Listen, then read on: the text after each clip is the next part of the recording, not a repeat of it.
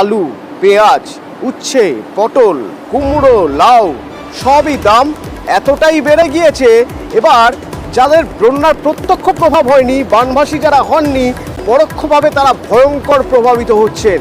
কলকাতার কথাই যদি বলি, আমার সহকর্মী সান্নিক আমার সঙ্গে রয়েছেন। সান্নিক, সকাল থেকে বেশ কয়েকটি বাজার ঘুরেছেন। সান্নিক, একটু যদি জেনে নেওয়া সম্ভব হয় যে গত সপ্তাহের তুলনায় এ সপ্তাহে মানে এই বন্যার অজুহাত দেখিয়ে দাম কতটা বাড়ানো হয়েছে?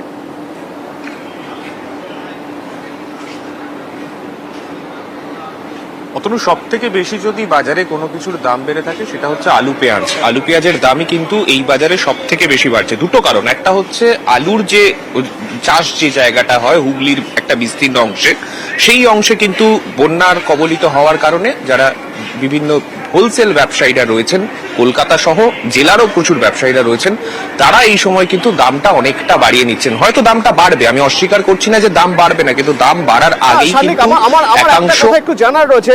শানিক, একটা কথা আমার জানার রয়েছে, এই পরিস্থিতি হয়েছে গত এক সপ্তাহ। বাজারে যে আলু আছে, বাজারে যে আলু এসেছে বা কোল্ড স্টোরেজ থেকে যে আলু আসছে, সেই আলুর তো ফলন অনেক আগের, সেই আলু তো অনেক আগেই তুলে নেওয়া হয়েছে। তাহলে দামটা বাড়ানো হচ্ছে কেন? বন্যার অজুহাত দেখিয়ে?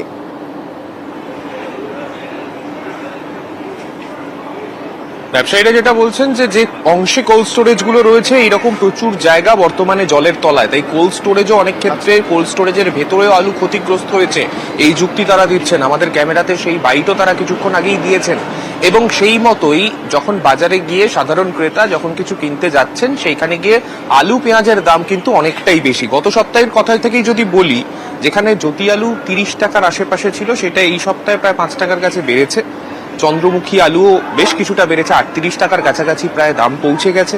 পেঁয়াজের কথা, পেঁয়াজ কিন্তু শহরের বাজারগুলোতে প্রায় 65 টাকার কাছাকাছি বেশিরভাগ বাজারেই কিন্তু তেমনটাই বিক্রি হচ্ছে, যেটা গত সপ্তাহতেও 58 থেকে 60 টাকার মধ্যে ঘোরাফেরা করছিল দামটা। অর্থাৎ এই জায়গাতে প্রায় 5-6 টাকা করে এক সপ্তাহের মধ্যে দামের তফাৎ একেবারে পুজোর মুখে, অর্থাৎ আর 16-17 দিন হয়তো পুজো আসতে বাকি রয়েছে, ঠিক সেই সময় এতটা দাম বৃদ্ধি। সাধারণ মধ্যবিত্ত যারা, আলু পেঁয়াজটা খুব নিত্য প্রয়োজনীয় জিনিস সবজির মধ্যেও, সেই জায়গাটাতেই যদি এই পরিমাণ দাম বৃদ্ধি হয়, সেক্ষেত্রে কিন্তু যথেষ্ট সমস্যার সম্মুখীন প্রত্যেকে হচ্ছেন। এবং সেই ছবিটাই কলকাতার প্রত্যেকটা বাজারে কিন্তু একেবারে কমন। এবং শানিক, পুজোর আগে একটু দাম বাড়ে এটা আমরা জানি, কিন্তু যে কারণে দাম বাড়ানো হচ্ছে, তারপরে আবার পুজোর কথা ভেবে যদি দাম বাড়ানো হয়, তাহলে সেই দামটা হয়ে যাবে আকাশ ছোঁয়া। পেঁয়াজের কথা বলছিলে, শহর কলকাতার মধ্যে যে বড় বাজার, সেই বাজারগুলোর পেঁয়াজের দাম 65 বা খুব বেশি হলো 68, কিন্তু যখনই সেই পেঁয়াজ চলে আসছে আরেকটু প্রত্যন্ত জায়গায়, মানে পাড়ার মধ্যে ছোট বাজারে, তখন সেই পেঁয়াজের দাম চলে যাচ্ছে 70 থেকে 80-তে। এইরকম একটা পরিস্থিতি। তো যারা কিনতে যাচ্ছেন তাদের অবস্থা খারাপ, আর যারা বেচছেন তারা বলছেন তারা নিরুপায়। এক বস্তা আলু যার ওজন থাকে 50 কিলো, ঠিক আছে, তো আজকে দাঁড়িয়ে তোমার কেনা পড়েছে হচ্ছে 1390 টাকা। আমাদের কম বেশি ধরো 29 টাকা কেনা পড়ছে। এবার 29 টাকা কিনে সেই আলুটা যদি 32 টাকা বেচি, আমাদের দিক থেকে মনে হয় না যে আমরা খুব একটা বেশি বেচছি। নিয়ন্ত্রণ বা যা করবে সরকার করবে কিনা, এই জায়গাটা আমরা তো যে জানি না। আপনার একটা মহাজনের থেকে বিশ্বাসে মাল নেই। পেঁয়াজ আজকে এসেছে আপনার ওই কি বলে 2300 টাকা বলছে, সেটা বললো যে 2250 টাকা পেঁয়াজের দাম। আমি বেচতে হচ্ছে 60 টাকা 65 টাকা বেচতে হচ্ছে। এই ধরনের প্রত্যেকটা শাকসবজি, আলু পেঁয়াজ তো ছেড়েই দিই, ওটা তো বলে কোনো লাভ নেই যেটা নিয়ে হচ্ছে। আমার মনে হয় সাধারণ মানুষ ক্রেতারা খুব অসুবিধার মধ্যে পড়ছে। এটা একটা প্রশাসন একটা যদি দৃষ্টি আকর্ষণ করে, আমার মনে হয় খুব সুবিধা হবে। আলু পেঁয়াজের তো প্রচুর দাম পড়ে যাচ্ছে। আলু পেঁয়াজ মানে আগুন ছোঁয়ার বাইরে। উর্বর পলি জমি, আর তাই হুগলিতে সবচেয়ে বেশি সবজি এবং আলুর ফলন হয় পুরসুরা, আরামবাগের পাশে তারকেশ্বর, সিঙ্গুর। এই সিঙ্গুর থেকে রয়েছেন আমার সঙ্গে আমার সহকর্মী রানা।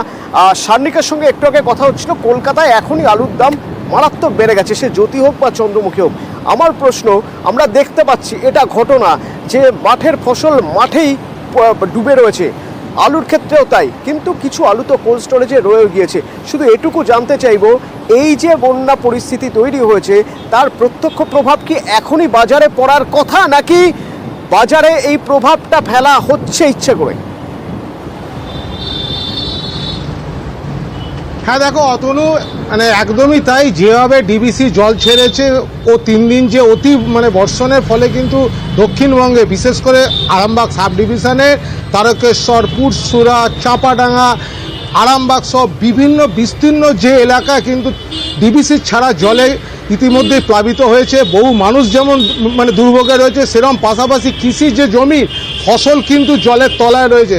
এক কথা বলা যেতে পারে এই 3 দিনের জন্য আজ থেকে কিন্তু আগুন, বাজারের দাম আগুন। ইতিমধ্যে বেগুন 100 টাকা কেজি তোমার ছুঁয়ে ফেলেছে।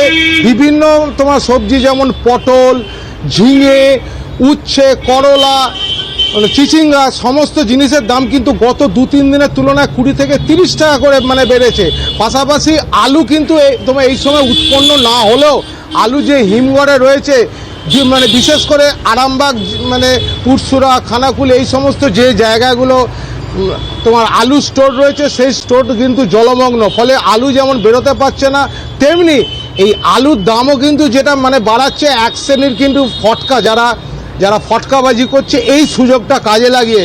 যেহেতু একদিকে ফসলের দাম আগুন, সেরকম পাশাপাশি আলুর দামটাও এক শ্রেণীর। অর্থাৎ রানা ফসলের দাম আগুন, যে কারণ বললে সেই কারণ একদম যুক্তিযুক্ত, এ বিষয়ে কোনো সন্দেহ নেই। কিন্তু আলুর ক্ষেত্রে এখনো চেষ্টা করলে আগের দামে আলু বিক্রি করা সম্ভব, তাই তো?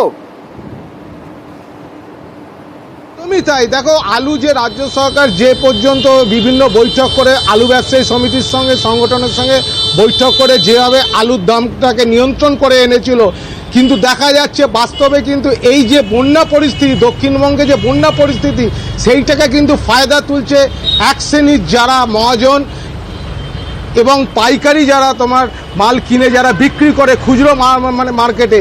এই যে মাঝখানে যে দুজনের হাত ফেরাফেরিতে কিন্তু আলুর দামটা ইতিমধ্যেই কিন্তু আবার কিন্তু বাড়তে শুরু করেছে। ফলে জেলাতে যেমন আলুর দামটা যেমন বৃদ্ধি হচ্ছে, ন্যাচারালি কিন্তু কলকাতা মার্কেটেও কিন্তু আলুর দামটা ব্যাপক হারে বৃদ্ধি পাওয়ার সম্ভাবনা রয়েছে।